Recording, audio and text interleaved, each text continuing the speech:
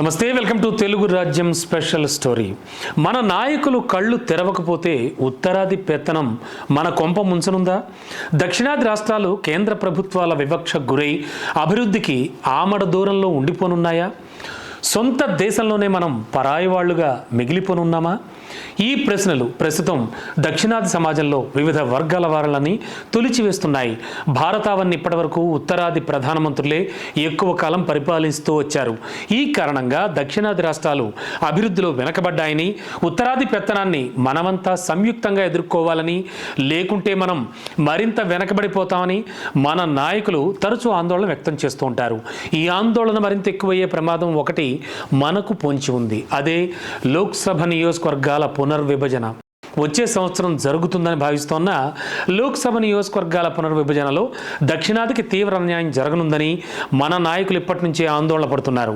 జనాభా ప్రాతిపదికన ఈ డీలిమిటేషన్ జరిగితే కనుక దక్షిణాదిలో లోక్సభ సీట్లు గణనీయంగా తగ్గిపోతాయి. ఎందుకంటే అభివృద్ధిలోనే కాకుండా జనాభా విషయంలో కూడా ఉత్తరాది రాష్ట్రాలు దక్షిణాదిని ఎప్పుడో మించిపోయాయి. గడిచిన అర్ధ శతాబ్ద కాలంలో ఉత్తరప్రదేశ్, బీహార్, మధ్యప్రదేశ్ వంటి ఉత్తరాది రాష్ట్రాల్లో జనాభా గణనీయంగా పెరిగింది. అదే సమయంలో దక్షిణాది రాష్ట్రాల్లో జనాభా పెరుగుదల బాగా తగ్గుముఖం పట్టింది. ఇక ఈ పరిస్థితుల్లో జనాభా ప్రాతిపదికన నియోజకవర్గాల పునర్విభజన జరిగితే దక్షిణాది రాష్ట్రాలైన ఉమ్మడి ఆంధ్రప్రదేశ్లో ఉన్న 42 లోక్సభ స్థానాలు 34కి తగ్గిపోతాయి. కర్ణాటకలో ఉన్న 28 స్థానాలు 24కు, కేరళలో 20 నుంచి 12కు, తమిళనాడులో 39 నుంచి 31కి లోక్సభ స్థానాలు తగ్గిపోతాయి. ఇక ఇదే సమయంలో ఉత్తరప్రదేశ్లో ఉన్న 80 స్థానాలకు 91కి లోక్సభ స్థానాలు పెరిగిపోతాయి. బీహార్లో అయితే 40 నుంచి 50కి, ఎంపీలో అయితే అంటే మధ్యప్రదేశ్లో అయితే 29 నుంచి 33కు లోక్సభ స్థానాలు పెరుగుతాయి. లోక్సభ సభ్యుల సంఖ్య ఆధారంగానే భారతదేశ ప్రధానమంత్రి ఎవరు అనే నిర్ణయం కూడా జరుగుతూ ఉంటుంది, మనకు తెలుసు. కాబట్టి ప్రధాని ఎన్నుకోవడంలో ఉత్తరాది వారి ప్రాధాన్యం మరింత పెరిగిపోతుందన్నమాట. అంటే కేంద్ర రాజకీయాల్లో దక్షిణాది వారి పాత్ర ఇప్పుడున్న పరిస్థితి కంటే మరింత దిగజారిపోతుందన్నమాట. నిధులు తెచ్చుకోవడంలో కానీ, అభివృద్ధి ప్రాజెక్టులను సాధించుకోవడంలో కానీ మరీ వెనకబడిపోతారన్నమాట. ఉత్తరాదిలో వచ్చిన మెజార్టీతోనే కేంద్రంలో ప్రభుత్వాలు ఏర్పాటైపోతే ఇక దక్షిణాది వారిని ఎందుకు పట్టించుకుంటారు? ఇప్పటికీ జీఎస్టీ రూపంలో దక్షిణాది రాష్ట్రాలకు తీవ్ర అన్యాయం జరుగుతోందని మన నాయకులు తరచూ ఆవేదన వ్యక్తం చేస్తున్నారు.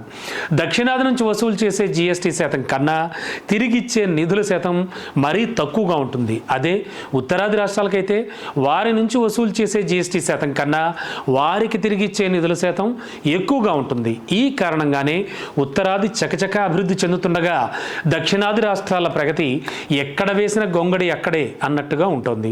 మరి ఇలాంటి పరిస్థితుల్లో మార్పు రావాలి అంటే దక్షిణాదిన లోక్సభ స్థానాలు తగ్గకుండా చూసుకోవాల్సిన బాధ్యత మన నాయకులపై ఉంది.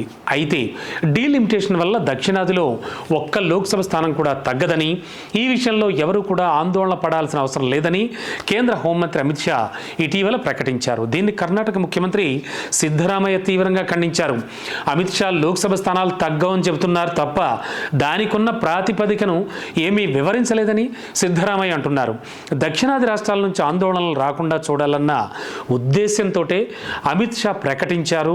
అంతే తప్ప జనాభా ప్రాతిపదికన డీలిమిటేషన్ జరిగితే దక్షిణాదికి లోక్సభ స్థానాలు ఖచ్చితంగా తగ్గుతాయని సిద్ధరామయ్య చెబుతున్నారు.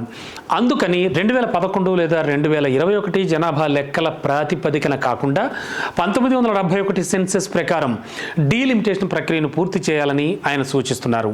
ఇలా అయితే ఇప్పుడున్న లోక్సభ స్థానాలకు దామాషా ప్రాతిపదికన స్థానాలు అన్ని రాష్ట్రాల్లో కూడా పెరుగుతాయి.